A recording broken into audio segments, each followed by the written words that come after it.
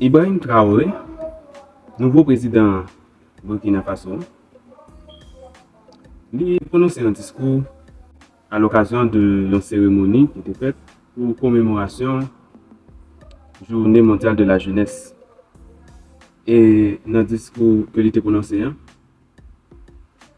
il a parlé en pile de qui Jean jeunes t'a supposé ou qui Jean t'a supposé changer de situation. Il a même dit que le discours ça que il a prononcé, il pas prononcé pour seulement africains, mais il était prononcé directement pour nous tous. Parce que nous-mêmes, nous sommes jeunes. Et pour la nation, ça gagne plus jeunes tout. Mais tout, ça qui arrive, c'est que nous-mêmes, nous trouvons dans la même situation avec eux. Nous, avec Boudi Laramé, entrepreneur en action, et on garde un petit extrait sur ce discours. Il n'y a pas de dignité lorsque nous tendons la main. Et voyez-vous cette nouvelle forme donc, de néocolonialisme dont on parle, qui tend donc à ramener notre jeunesse à des mendiants, à des assistés chroniques. Nous nous battons contre cela. Lorsque vous dites à un partenaire qui est prêt peut-être à vous servir de, mobile money jusqu'à 100 milliards, mais lorsque vous dites à ce même partenaire, non, servez donc à mobile money 20 milliards et 80 milliards, nous allons faire des projets structurants donc de production agricole pour les jeunes, ils ne sont pas d'accord. Ça doit nous interpeller. L'objectif, c'est de vous maintenir dans cet assistanat permanent. C'est de vous empêcher de pouvoir produire de vous-même et de vous en sortir. Nous sommes capables de remarquer, depuis un bon petit temps, la situation dans le pays, nous pouvons aller dans des dégringolades. Nous ne pouvons pas faire la paix entre nous. Nous ne pouvons pas dormir dans la caille. Nous ne pouvons pas arrêter la caille. Nous ne pouvons pas aller aucun côté non plus. Même si un pays l'ouvre porte pour nous, ça qui est important pour eux, c'est les jeunes haïtiens qui viennent travailler pour nous, pour aider au développement national. Si nous avons bien calculé, nous prenons compte. Pendant une bonne quantité de temps, pendant plusieurs décennies même, nous utilisons les haïtiens en pile pour être capables d'augmenter la richesse. Nous utilisons nous en pile pour être capables d'augmenter la richesse.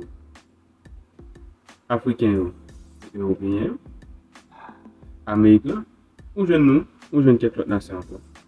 Mais on était sur nous. Actuellement là, nous sommes capables de remarquer que chaque fois voisin veut faire pression sur nous, il décide de faire une frontière.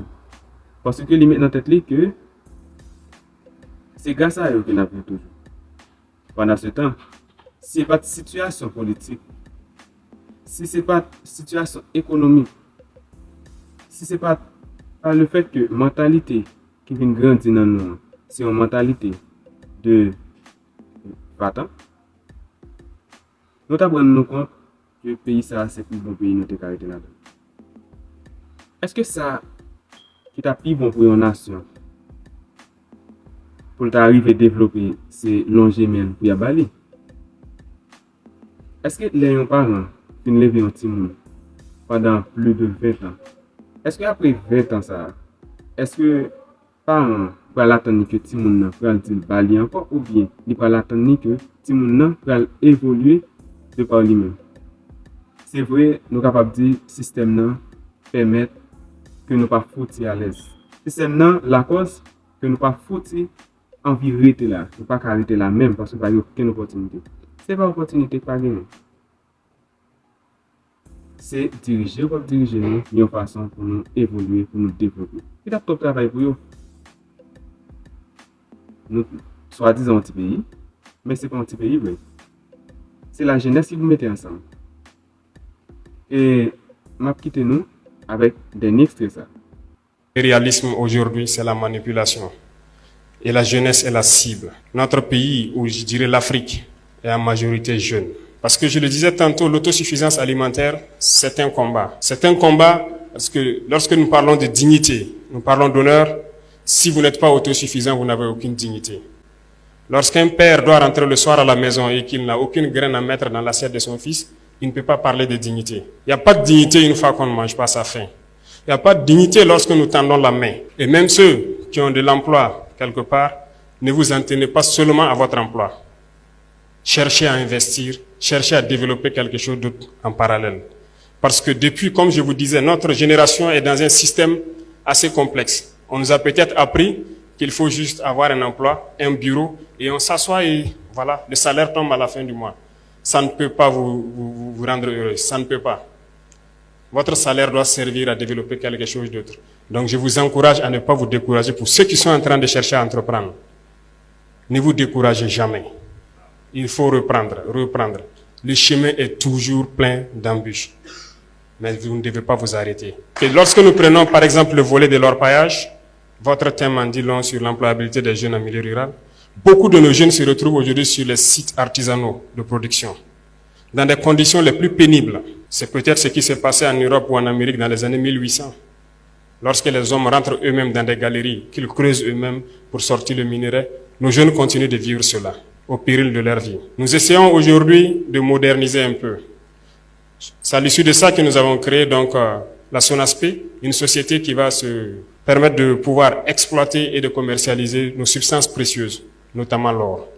L'or que les jeunes exploitent, que d'autres personnes viennent acheter à vil prix et qui contribue à nourrir le terrorisme, qui sort du pays sans que nous n'ayons aucun contrôle. Nous avons décidé de créer cette société pour essayer de reprendre le contrôle de nos sites miniers et pouvoir permettre aux jeunes qui y sont de produire de façon plus mécanisée et plus respectable. Cette lutte que nous avons aujourd'hui contre le terrorisme ne se fait pas uniquement par les armes, mais également par le développement. Tant que la jeunesse n'aura pas d'emploi, elle sera toujours tentée d'aller vers là où c'est facile d'avoir de l'argent. L'entrepreneuriat, c'est du risque. Nous avons élagué tout ce qui est fiscalité autour. C'est un message à l'endroit de vous les jeunes. Initiez quelque chose. N'ayez pas peur de risquer. Pas de risque, pas de plaisir. Nous avons donc lancé l'APEC dans ce sens-là pour permettre de créer ce qu'on appelle nos entreprises que nous voulons mettre sur place. Parce que nous le disons, c'est inconcevable que nous puissions ici produire de la tomate et que nous importons de la pâte de tomate. C'est absurde que nous avons tous les produits oléagineux ici et que nous ne puissions pas les transformer. Nous avons lancé cela et je vous invite à souscrire massivement parce que nous allons créer nos entreprises ici sur place et développer. Visez loin. Après nous finissons suivre la vidéo, moi invite nous poser une question. Est-ce que ça, M. Traoré, est-ce que ça le dit, est-ce que il y a un sens par là? Est-ce que ça le dit, est-ce que vous parlez avec nous? Est-ce que ça le dit, n'est pas bon pour nous? Est-ce que ça le dit, vous allez à l'encontre de ça qui t'a supposé dire? Moi invite nous faire réflexion ça. Moi invite nous écrire dans les commentaires à tout ça nous passe. Et moi invite nous partager la vidéo ça. Songez liker, songez abonner sur votre professeur. Merci.